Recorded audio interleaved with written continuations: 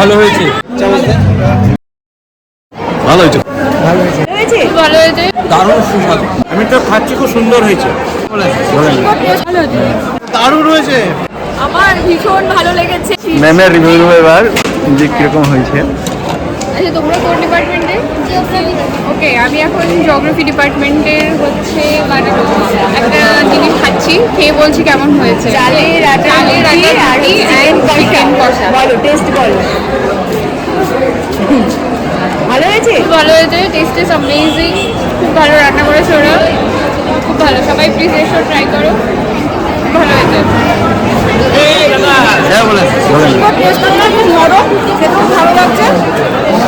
পরোটা, ফুলকপি পরোটা, চিকেন কোপ্তা, অসাধারণ টেস্ট। ভালো হয়েছে স্যার, কিরকম হয়েছে খাবারটা? তুলনায় কিন্তু এটা ভালো হয়েছে, আগের দুটো তুলনায় এটা ভালো হয়েছে। মারবো আমি।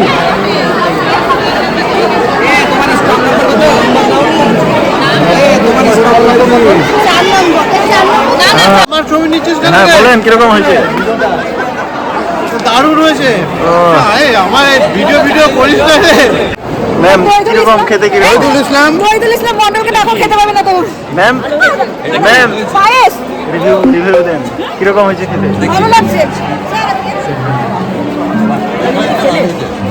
এটা আমাদের এসআরএফ কলেজের প্রিন্সিপাল স্যার, স্যারের কাছ থেকে জানবো যে খাবারটা কিরকম হয়েছে। স্যার কিরকম হয়েছে খাবারটা? কিরকম হয়েছে স্যার? গরম করে পায়েস, এটা আসো, খাও দাও। মিষ্টি কম আছে, ঠিক আছে, ভালো লাগছে। কিরকম হয়েছে স্যার বুঝলেন? কিরকম স্যার পায়েসটা? ভালো হয়েছে, স্বাদ অসাধারণ। দিদি দিদি, এটা ভালো লাগছে মা। দিদি, এই এতটা আমরা ম্যামের কাছ থেকে জানবো যে খাবারটা কিরকম। এটা শেফেতে না আচ্ছা কি হয়েছে মানে এই আলু কমিয়ে দে। খাইলেন। ম্যামের সুগার আছে, তবুও মানে পায়েস হবে, মানে এত সুন্দর হয়েছে বানানো। ম্যাম কিরকম হয়েছে?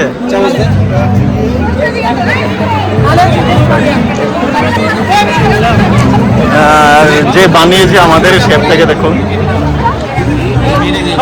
এটা নলে গুড়িয়া পায়েস। স্যার কিরকম হয়েছে এটা?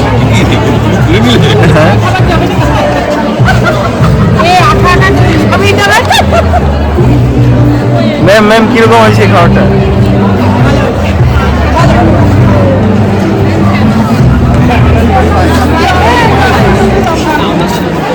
ম্যামকে এত ভালো লেগেছে, পুরো মানে প্লেট ফাঁকা করে দিচ্ছে।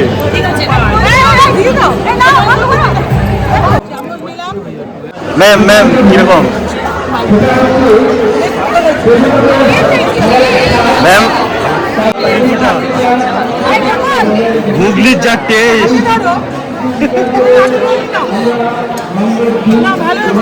কিরকম হয়েছে খাবার? আমার ভীষণ ভালো লেগেছে। তুমিও ভিডিও করছো, আমিও করছি। তোমার কেমন লেগেছে মেলা, সেটা বলো। হ্যাঁ ভালো লেগেছে, আমি এখনো কিছু খাইনি, তবে খাবো। আমি সারাদিন ভিডিও করছি। আচ্ছা, তোমার চ্যানেলের নাম কি? চ্যানেলের নাম নেই, আমি এমনি করছি। আচ্ছা আচ্ছা আচ্ছা আচ্ছা, খুব ভালো মেলা। আর আমাদের তো এবার তো 3 বছর পড়লো, দারুণ। এবারে তো আরও অর্গানাইজড এই ক্যাম্পাসে। আর আমি তো ভেজিটেরিয়ান, তাই সব খাবার টেস্ট করতে পারছি না। কেকটা খুব ভালো। স্যার খাবার প্রত্যেকটা স্টলেই খুব ভালো খাবার, ছাত্রছাত্রীরা খুব যত্ন সহকারে পরিবেশনা করছে এবং টেস্ট সব অসাধারণ। কাকে যে নম্বর বেশি দেবো আমরাই বুঝতে পারছি না। একজন একটা খেয়ে মনে হচ্ছে ভালো, পরেরটা খেলে আরও মনে হচ্ছে ভালো। সবগুলোই ভালো, সবার খাবার খুব অসাধারণ হয়েছে। তবুও বিচার করে দেখতে হবে কারা সব দিক থেকে বেশি নম্বর পায়, সেই হিসেবে প্রথম দ্বিতীয় তৃতীয় হবে। তবে খাবার খুব ভালো, সবার বিক্রিও হচ্ছে খুব ভালো, ছাত্রছাত্রীরা আনন্দ সহকারে খাচ্ছেন, অধ্যাপকেরাও সব স্টলের খাবার সংগ্রহ করে খাচ্ছেন। ধন্যবাদ। জাহাঙ্গীরদা কিরকম লাগলো খাবার? কিরকম লাগছে? খুব সুন্দর খাবার, খুব সুন্দর হয়েছে, টেস্টিফুল। আমার সত্যি ভালো লেগেছে। সিমুইটা করলাম, ওইদিকে যেতে হবে আরও স্টল, এটা খাচ্ছে খুব ভালো হয়েছে। কিরকম লাগছে যে এই যে ব্যবস্থাটা করেছে কলেজ থেকে খুব ভালো, ফুড ফেস্টিভ্যালটা? ব্যবস্থা হয়েছে খুব ভালো, কিন্তু আগের বছর তুলনায় স্টলটা একটু কম আছে না। আমার খুব ভালো হয়েছে। ম্যাম স্যার চিকেন চাপ আছে দেবো? আচ্ছা স্টল নাম্বার কত তোমাদের?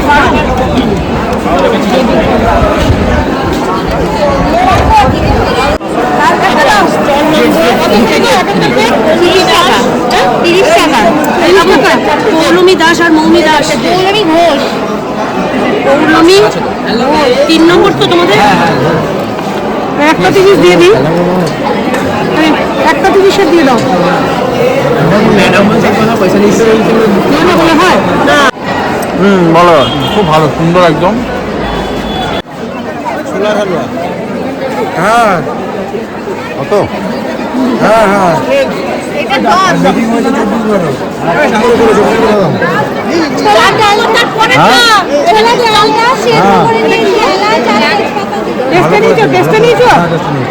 না একটা প্লেটে দাও, একটা এটা দাও,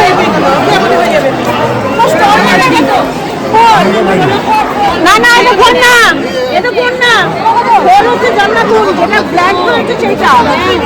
এই তোমরা বলো, এরা সব কলেজের স্টুডেন্ট, কলেজের স্টুডেন্ট, এদের কাছ থেকে জানবো যে খাবার কিরকম হয়েছে। বলো কিরকম হয়েছে? খাবার খুব সুন্দর, ভালো হয়েছে।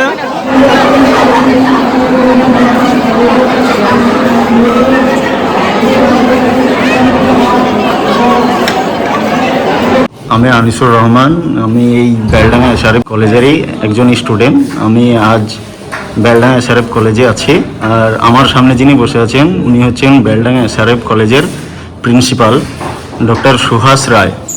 তা তিনার কাছ থেকে জানবো যে আজকে বেলডাঙ্গা কলেজে ফুড ফেস্টিভ্যালের একটা আয়োজন করা হয়েছিল, তা সেটার মধ্যে দিয়ে আপনি ছাত্র এবং ছাত্রীদেরকে কি মেসেজ দিতে চাইছেন?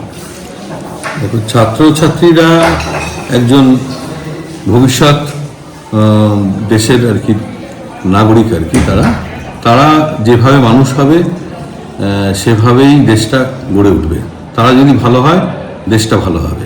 তো আমরা চেষ্টা করি আমাদের কলেজের তরফ থেকে যে ছেলেমেয়েরা শুধু পড়াশোনা নয়, পড়াশোনার বাইরেও তার অনেক গুণ থাকতে পারে, অনেক ধরনের প্রতিভা থাকতে পারে। সেই প্রতিভাগুলোকে যাতে আমরা তুলে ধরতে পারি, সেগুলোকে যাতে অনুশীলন করতে পারে, চর্চা করতে পারে। তো আজকে যে অনুষ্ঠানটা হলো সেটা হচ্ছে খাদ্য উৎসব। এটা বিগত কয়েক বছর ধরে আমরা এখানে কলেজে করছি। তো সেখানে তাদের দুটো উদ্দেশ্য। একটা উদ্দেশ্য হচ্ছে লোককে রান্না করে খাওয়ানোর মধ্যে একটা তৃপ্তি থাকে। তো আমাদের ছাত্রছাত্রীরা রান্না কতটুকু করতে পারলো সেটা ওরা খাইয়ে আমাদের তৃপ্তি পায়, এবং যাদের রান্না ভালো হয় আমরা খুব প্রশংসা করি। হ্যাঁ, যাদের রান্না হয়তো ততটা ভালো হলো না, হয়তো তারা প্রতিযোগিতায় পিছিয়ে গেল, কিন্তু ভবিষ্যতে তারা তাদের যে সমস্ত ভুলগুলো রয়েছে সেগুলো সংশোধন করে নিজের মতন করে ভালো রান্নার প্রসেস আরও মানে সে শিখে নিতে পারবে। তো তার একটা শেখারও সুযোগ থাকলো। অন্যদিকে রান্না জিনিসটি এখন যেরকম হয়ে গেছে, এখন মানুষের চাকরি বা কর্মসংস্থানের খুব অভাব রয়েছে, তারা কাজ খুঁজে পাচ্ছে না।